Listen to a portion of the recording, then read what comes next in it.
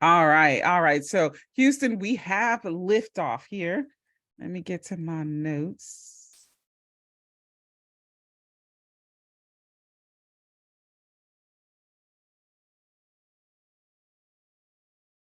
All right, all right. Welcome back. Welcome back. Thank you, everyone, for joining me today. It's Sister Tisha here, and we are still talking about side hustle profits for our side hustle summer series, where we're talking about helping you to build a profitable side hustle this summer so that when fourth quarter hits, listen, you are ready and you are able, or even next year in January, you are hitting the bricks, as they say, running with your sneakers on. And module 3, we last module, we actually were talking about taking inventory of your special skills and talents, right? Taking inventory. We talked about low level versus high level skills, and then money versus satisfaction, so that you can get a profitable hot side hustle that you like doing, right? And so now we're going to go into build on your strengths and outsource your weaknesses. And I promise you, this is something that most of us entrepreneurs have a hard time doing, outsourcing your weaknesses. And so let me ask you a question here, and you can write this in the comments. As a matter of fact, let me make sure that I am live in these here commenting internet streets here, because I did not do that. All right, so I am live. Let me go to the comments here to make sure that I can see any of your comments. All right, thank you for joining me, Tiffany. Thank you. So we're talking about, you can go catch module 2, okay? Because I just did that. I'm catching up because I didn't get to do last week. So, but build on your strengths and outsource your weaknesses is what we're talking about here. Do you believe in the saying that says time is money? Time is money, right? Yes or no in the comments. Because listen, if you do, then you know that your time is better spent doing things you're good at. Your time is better spent doing things you're good at. And then you can leave the rest, meaning the things that are wrong for you, that you don't like, or you're mediocre at, you can leave them to people who are way better at them than you. And that actually takes an aha moment for us, because, you know, we women, we can do all things. Listen, we Bible women too. I can do all things through Christ, which strengthens me. Yes, you can. But should you? Should you? If you can, outsource those things to people or to someone who may be better at it than you, or a tool that may be better at it than you. In the beginning, I will say this, in the beginning, it's going to be perfectly okay to do everything in your side hustle business. You're going to have to, because you're going to be doing it all by yourself, right? And it's actually really good for you to do that, because then you know all the nuances that it takes for your business. And then you know what you want, because when you bring something to like a virtual assistant. I brought some stuff to first time for a virtual assistant. And, you know, I realized that I didn't have it all together. Like, I needed to know what I wanted. Okay. Because he or she can only do what we ask them to do. We have to know what we want. So it's actually really good that in the beginning that you do everything in your side hustle. Okay.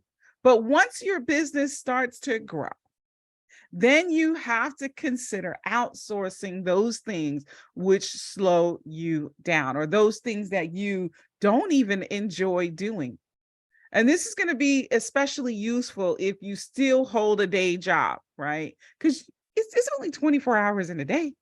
You can only do so much. But if you insist on doing everything yourself, you're just going to slow your own progress down. So should you be making these slides like I have up here today? Or can you outsource that to someone else once your business gets to that place? So you've got to learn how to, when you're doing a side hustle, to make good use of your limited time. Because even if you quit your job and you start working the side hustle full time, your time is still limited because you're now working your side hustle. So if you got the money, even before you go into your side hustle, then right away, it's going to be easier for you to scale your business from the beginning, from the get-go. This means you can invest in the tools and the resources that you need to succeed, which is why I chose to work. I chose to work so I could have money to build my side hustle, right? And you can focus on doing what you know best and outsourcing the rest. You don't need to go through the process of working on your side hustle business all by yourself. But unfortunately, a lot of people aren't going to be this lucky, right? That you can do that. So if you belong with the majority, right, who don't have the sufficient trust funds or a healthy savings account, don't worry about it. You can still succeed at your side hustle, but it's going to take you a little bit longer, a little bit more work to put into it, because you're going to do everything from scratch and you're going to do everything for yourself. And I think I like to bring this out because, we see these messages, when we're selling stuff, we make everything seem so easy, right? And things can be easy, but they are work. Now, I got a side hustle that I'm doing right now. It's easy to do, but you still have to do it, because what's easy to do is easy not to do. One of the challenges is, as you get off into your side hustle and you get off into your entrepreneurial journey, is not comparing your progress to others. The Bible talks about comparing themselves among themselves and measuring themselves among themselves or by themselves. They were not wise. It's just not a wise thing to do. You're going to end up pitying yourself.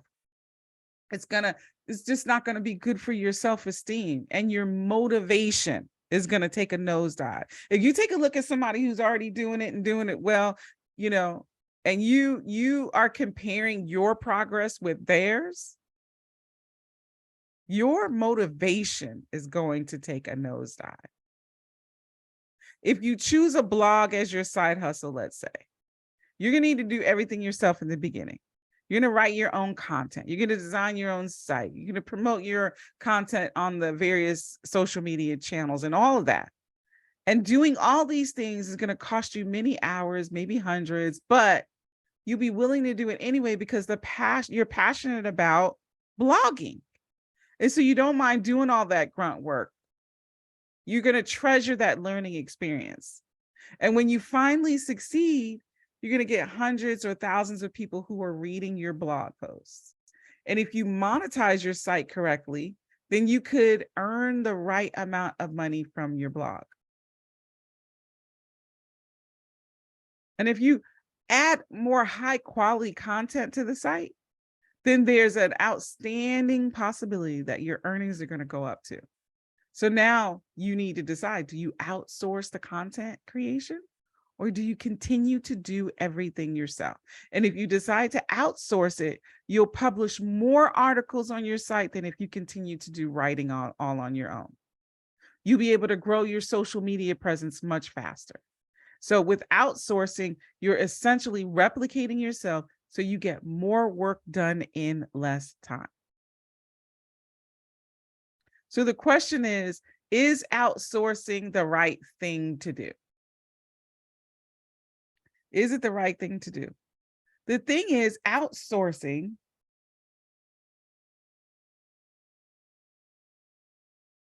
is going to mean money.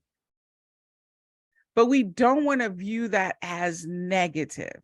Oh God, I got to give out money. No.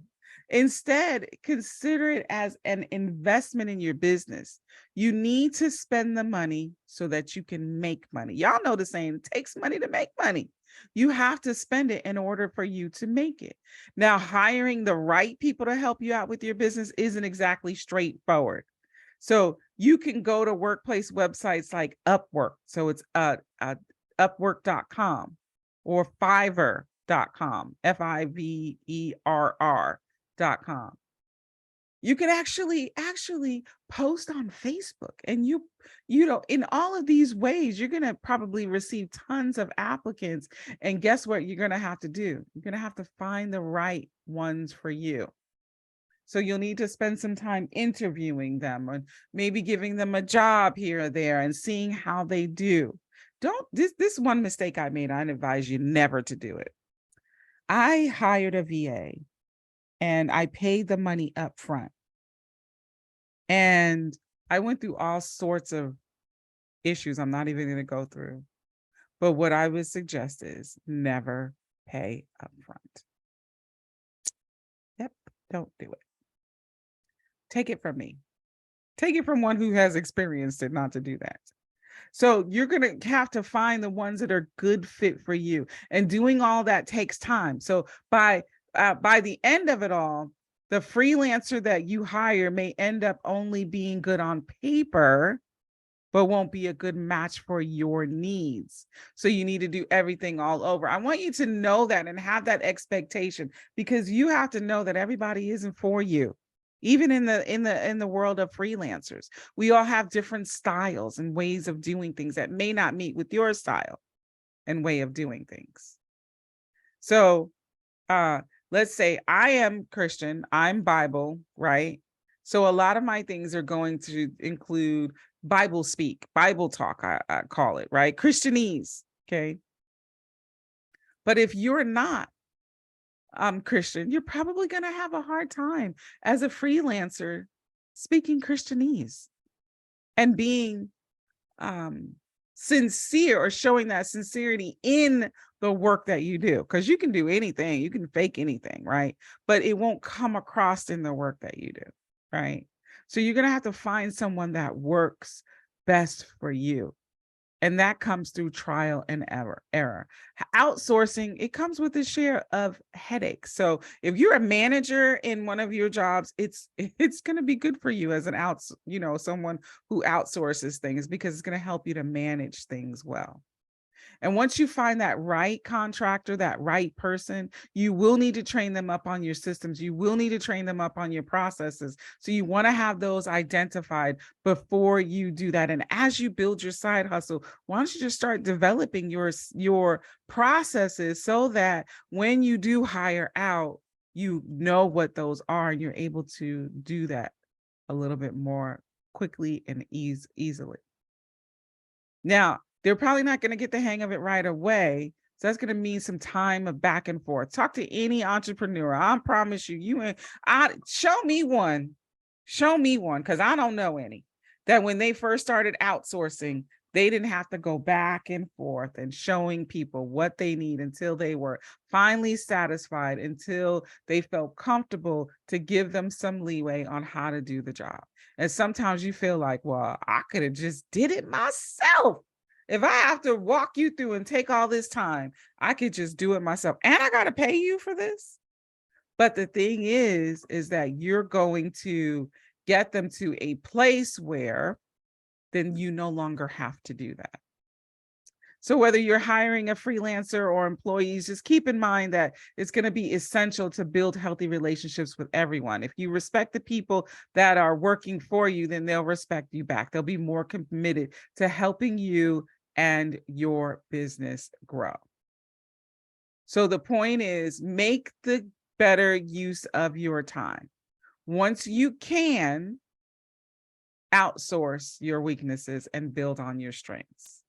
And while you're beginning your side hustle, make sure you're jotting down your processes and understanding what you like, so that when the time is right, you will be more effective at handing that work over.